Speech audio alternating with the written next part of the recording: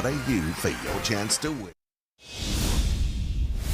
It's probably Brisbane's most unique bridge, where generations of residents used to live inside its concrete towers.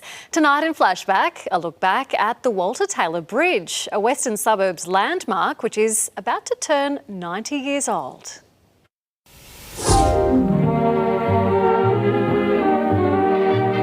A familiar domestic setting that isn't at all what it seems.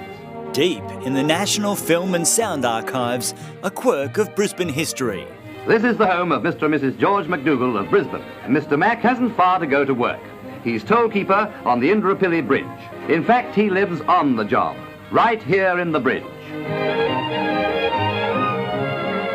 Developer Walter Taylor answered the call of frustrated residents, and on Valentine's Day 1936, the Indooroopilly Bridge opened.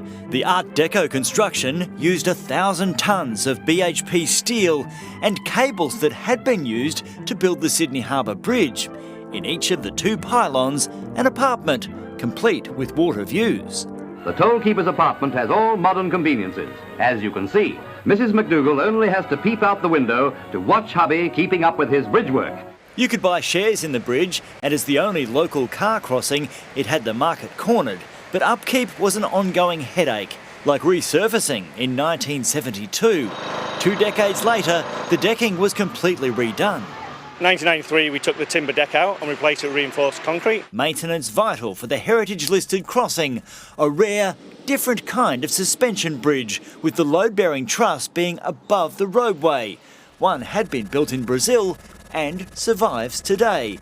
But another example in Ohio catastrophically collapsed in 1967, sending dozens of cars plunging into the river. 44 bodies were recovered. 2 are still missing.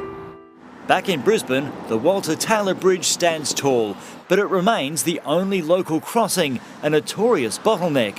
It's absolute chaos in the morning. More resurfacing took place in 2024, but 5 council options for new crossings remain in limbo.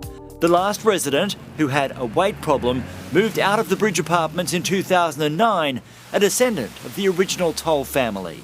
This Saturday, a party will be held at neighbouring Whitton Barracks, marking 90 years. Fittingly, on Valentine's Day, it'll be called Big Love, with a Great Gatsby theme and featuring the original renovated steamroller that worked on the bridge.